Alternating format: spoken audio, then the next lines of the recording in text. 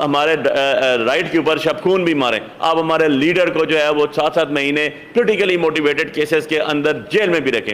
हमारे जितने हमारी हाई हायरार्की है पॉलिटिकली हमारी पार्टी की, उन सब के ऊपर दर्जनों FIRs भी दें और हम बोले भी ना, हम बात भी ना करें।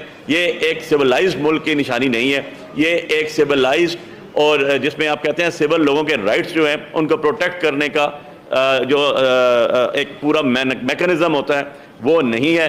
हम इसके खिलाफ एहतजाज करेंगे, करते रहेंगे, अपनी आवाज़ उठाएंगे। पब्लिक को नहीं रोका जा सकता, अवाम को एजिटेशन का, प्रोटेस्ट का, अपनी बात करने का कॉन्स्टिट्यूशन ऑफ पाकिस्तान 1973 पूरी इजाज़त देता है।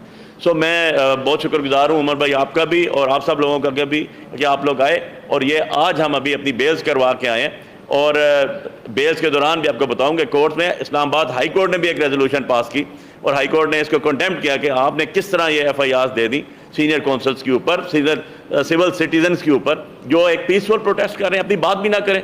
सो ये बहुत बड़ा अलमिया है। ये एक ऐसा मुकाम पर आप लेकर आ रहे हैं जहाँ पॉइंट ऑफ नो रिटर्न पे चले जाएंगे। तो इसको खुदा रहा देखा जाए और मुल्क को आगे की तरफ लेके जाए। बहुत शुक्रिया। मुगल साहब आप बताइए। बिस्मिल्लाहिर्रहमानिर्रहीम। मेरा नाम आमिर मुगल है जी। जी फरमाइए।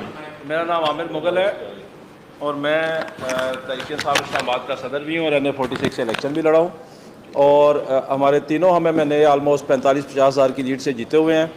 और अभी जो इन्होंने फॉर्म 45 जारी किए हैं इलेक्शन कमीशन में, वो इन्होंने बेसिकली हमारा रिजल्ट स्विच कर दिया है। जहाँ मेरे 400 वोट हैं वहाँ मेरे ओपोनेंट के 400 कर दिए हैं, जहाँ उसका 100 वोट है वो मेरा 100 कर दिया है। वो तो खैर ऑडिट रिपोर्ट में आपके सामने इंशाल्लाह 1-2 दिन में पेश करूँगा। और अभी जो हमने कल एक पीसफुल मुजाहरा किया उसके बारे में अली बुखारी साहब ने आपको डिटेल बताई है कि हमारे साथ ही जमात इस्लामी का भी एक मुजाहरा हो रहा है। और ये दफ़ा 144 इतनी सियानी है कि ये सिर्फ आके तहरीक इंसाफ वालों पे लगती है। और हमारे साथ जो बिल्कुल हमसे कोई हार्डली 200 या 300 मीटर दूर जमात इस्लामी का मुजाहरा हो रहा था, उस पर ये इसने अटैक नहीं किया। और इसमें मेरी आप मीडिया वालों से गुजारिश है थोड़ा इसको भी हाईलाइट करें। और एक और जो उन्होंने FIR में लिखा है कि हम असला लहरा रहे थे, तो हमारे सामने तो आपके सारे कैमरे मौजूद थे, तो कोई एक क्लिप दिखा दें मेरे हाथ में कोई असला था या अली बुखारी साहब के हाथ में कोई असला था या शुएब शाहीन साहब के हाथ में कोई असला था या हमारे साथ किसी गार्ड के हाथ में कोई असला था। तो ये भी उन्होंने झूठ FIR में लिखा है। एक पॉइंट की तरफ मैं आप साहब की तवज्जो जो है डाइवर्ट करवाना चाहता हूँ। 8 फरवरी को इलेक्शन हुआ है और ये बड़ी ख़ास बात है, आपने इसको थोड़ा सा मीडिया वालों से मेरी गुजारिश है इस पर गौर करना है। 8 फरवरी को इलेक्शन हुआ है और 7 फरवरी को पिशीन में एक धमाका होता है और उस धमाके में 28 बेगुनाह लोगों की जानें जाती हैं, 28 लोग शहीद होते हैं। उसको जवाब बना के इन्होंने 8 फरवरी को फ़ोन बंद कर दिए। एक तो मैं आप मीडिया के तवसत से इन सब से ये क्वेश्चन करना चाहता हूँ कि आपको पाकिस्तान की तारीख़ में कोई ऐसा वाक़या बता दें कि इस तरह कोई धमाका हुआ और उससे अगले दिन आपने पूरे पाकिस्तान के फ़ोन बंद कर दिए हों। अब मैं आपको इसकी असल वजह बताता हूँ। आप इलेक्शन कमीशन की वेबसाइट को खोल के देख लें, उस पर लिखा हुआ है और सारा जो प्रिजाइडिंग ऑफिसर्स का मैनुअल है वो आप चेक कर लें, मैं आपसे शेयर भी कर सकता हूँ।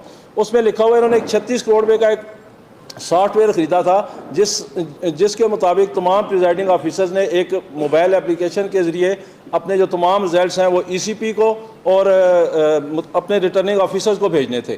तो बेसिकली ये जो फ़ोन बंद किया गया है ये इसलिए बंद किया गया था कि वो अगर प्रिजाइडिंग ऑफिसर्स वो अपना जो रिज़ल्ट है फॉर्म 45 के मुताबिक वो अगर भेज देते अपने RO को और ECP को, तो वो एक अलहदा से एविडेंस रिकॉर्ड में आ जाता कि अगर हमारे पास असली है और उनके पास नकली है और हम ये दावा करते हैं, तो वो जो प्रिजाइडिंग ऑफिसर का है वो एक एविडेंस के तौर पे सामने आ जाता कि ये देखें प्रिजाइडिंग ऑफिसर ने कौन सा रिजल्ट भेजा है फॉर्म 45।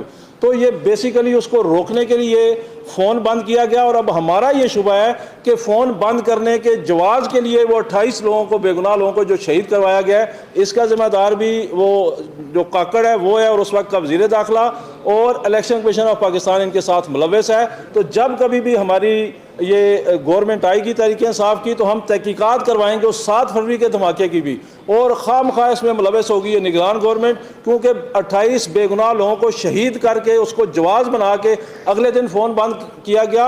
और ये फ़ोन सिर्फ इसलिए बंद किया गया कि प्रिजाइडिंग ऑफिसर उस मोबाइल एप्लीकेशन के ज़रिए वो रिज़ल्ट जो है वो ECP को और ROs को ना भेज सके। तो इस पर आप सब ने ये इस मामले पर फोकस रखना है। और मैं आप सब के ज़रिए इनको मैसेज भी ये देना चाहता हूँ कि इमरान खान की रिहाई तक उसको वज़ीर-ए-आज़म बनाने तक और अपनी छीनी हुई डकैती से लूटी सीटें वापस लेने तक तहरीक इंसाफ के कारकुनान कराची से खैबर तक बिल्कुल भी आराम से नहीं बैठेंगे। इस्लामाबाद की 25 लाख अवाम की तौहीन हुई है, हमारे मैंडेट पे डाका मारा गया, हम किसी भी कीमत पे पीछे नहीं हटेंगे। और तुम जितनी मर्जी तुम हमारे ऊपर पाबंदियाँ लगा लो, तुम जितने मर्जी FIR दे लो, तुम जितने मर्जी जुल्म सितम कर लो, ये अवाम ना तुम्हारे जुल्म सितम को मानेगी, ना तुम्हारे पर्चों से डरेगी, ना तुम्हारी गिरफ्तारियों से डरेगी। और ये सीटें वापस लेना हमारा छोटा मकसद है। हमारा असल और बड़ा मकसद इमरान खान को जेल से निकाल कर वज़ीर-ए-आज़म बनाना है, और इस मकसद के लिए गिरफ्तारियां, पर्चे, ये छोटा मकसद है। तहरीक इंसाफ के कारकुनान हम अपनी जान तक भी कुर्बान कर सकते हैं। शुक्रिया। सर बस 2 मिनट, ज़्यादा नहीं भाई, क्योंकि अब आप मेरे ख्याल थक गए, मुझे लगता ही है। बिस्मिल्लाहिर्रहमानिर्रहीम। सेक्रेटरी जनरल साहब ने फरमा दिया, आमिर मुगल साहब ने, अली बुखारी साहब ने बड़ी तफसील के साथ डिस्कस कर दिया। देखें, आपके सामने एक से ज़ायद मरतबा इन मौज़ूआत पे हम डिस्कस कर चुके हैं। सबसे पहले तो मैं ये जो FIRों का सिलसिला शुरू हुआ, या जो पंजाब में पकड़ दकड़ शुरू हुई और हमारे ऊपर जो FIR काटी गई, और सलमान अकरम राजा और सरदार लतीफ़ खोसा और दीगर कई वकला के ऊपर FIRें काटी गई, मैं उनकी शदीद मज़म्मत करता हूँ। पिछले हफ्ते जो हमारा एहतजाज हुआ था, इस हफ्ते को छोड़कर उससे पिछले हफ्ते, आपको पता है कि रहीम यार खान में हमारा एक कारकुन शहीद किया गया पुलिस कस्टडी में। दूसरा हमारा कारकुन अहमद शाह को लाहौर में शदीद तशद्दुद करके बेहोशी के आलम में हॉस्पिटल छोड़ गए, और फिर अल्लाह ने ज़िंदगी रखी थी कि वो बच गया। ये वही ड्रामा रिपीट किया जो ज़िले शाह की सूरत में उन्होंने किया था। ज़िले शाह के ऊपर 60 के करीब उनके जिस्म के ऊपर तशद्दुद के निशानात थे, ये मेडिकल रिपोर्ट है। उसके बावजूद उसको पर्चा दिया, उस पर्चे में नॉमिनेट किसको किया? इमरान खान और PTI की लीडरशिप को, और तस्वीरों और वीडियो में मौजूद है कि उसको उठा के ले गए थे। इसी तरह आपको याद होगा बाद में मरियम बीबी ने यह कहा, वो जो डाकू रानी आजकल मुसल्लत है हमारे पंजाब में, जो कि खुद हार चुकी है, डाका जनी के ज़रिए वो वजूद में आई है उसकी हुकूमत, और उसने कहा नहीं इसको दूसरा एंगल दो। वो ऑडियो आपके पास है, और उसको उसने रिफ्यूज़ नहीं किया। दूसरा एंगल दो एक्सीडेंट का, वो एंगल दिया गया, दूसरी FIR काटी गई एक्सीडेंट का, फिर वो पर्चा जो है वो हमारे लोगों के ऊपर कर दिया गया। तो ये सारा ड्रामा की रेपिटेशन हो रही है आज भी, ये जो कुछ हो रहा है। और इस सब कुछ के बावजूद एक बात आपको बता दूं, जो कुछ इन्होंने फ्रॉड किया है, जो ठगों की हुकूमत इस वक्त मुसल्लत है, खा वो फेडरल में हो, खा वो पंजाब हुकूमत हो, ये जिस अंदाज से ये मुसल्लत हुए हैं वो सब आपके सामने हैं। और आप सारे इस्लामाबाद में बैठने वाले, ये मेरी कॉन्स्टिट्यूंसी आपको पता है, और यहाँ से सामने रिटर्निंग अफसर का दफ्तर है। सुबह के 4 बजे तक उस दिन 8 को और 9 की रात को आपने देखा कि मेरा रिजल्ट, हम उस वक्त 50,000 प्लस की लीड से जीत रहे थे। 1,05,000 वोट मैंने लिया, 51,000 दूसरे ने लिया, 53,000 की मेरी तकरीबन लीड है। वो सब आपने देखा है, वो रिकॉर्ड हमारे पास पूरा फॉर्म 45 मौजूद है। 9 तारीख को एक फॉर्म 47 आता है जो सारे मीडिया ने दिखाया, मैं वहाँ धरना दे के बैठा हुआ था, पूरे मीडिया के सामने एक फॉर्म 47 आया जिसके ज़रिए उसको जिता दिया, मुझे हरा दिया।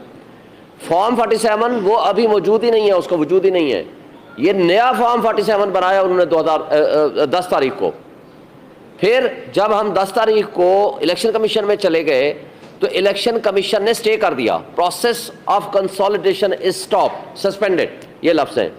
और हमने आकर के यहाँ 12 बजे का टाइम था फॉर्म 48 जारी करने का कंसोलिडेशन के लिए। फॉर्म 48 तो जारी बाद में होना था, उसी दिन कंसोलिडेशन होनी थी।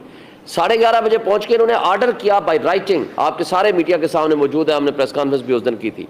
उन्होंने लिख के दिया रिटर्निंग अफसर ने, जिसको वो मानते हैं कि जनाब process of consolidation is postpone. उसके बाद रात को नोटिफिकेशन जारी हो जाता है, और आप अब जब रिजल्ट, ये फॉर्म इन्होंने डाले हैं जो फॉर्म 45 में टेम्परिंग है, वो सारा रिकॉर्ड आपके पास मौजूद है, वो हम वाइट पेपर की सूरत में भी हम आपको देंगे। सारी टेम्परिंग करके उसके वोट बढ़ाए गए, कुछ वोट हमारे रिवर्स किए गए और मेरे कम किए गए, जो उसके वोट थे मेरे खाते में, मेरे वोट थे उसके खाते में, और कुछ नए फॉर्म बनाए गए। वो सारा रिकॉर्ड हमने कैलकुलेट कर लिया और ले लिया है। और एक और अजीब सी बात है, फॉर्म 49, 48 जारी होता है 12 तारीख को और नोटिफिकेशन है 11 तारीख का। ये इसलिए नोटिफिकेशन सस्पेंड किए थे हाई कोर्ट ने, और इलेक्शन कमीशन को कहा था आप इसको चेक करो। यानी बेईमानी की और जराइम की आमाजगाह वो करप्ट हमारे ब्यूरोक्रेट और वो जो जराइम की आमाजगाह बना हुआ है इलेक्शन कमीशन ऑफ पाकिस्तान, उसने हमारी पटिशन डिसमिस कर दी विदाउट सीइंग। भाई खुद RO लिख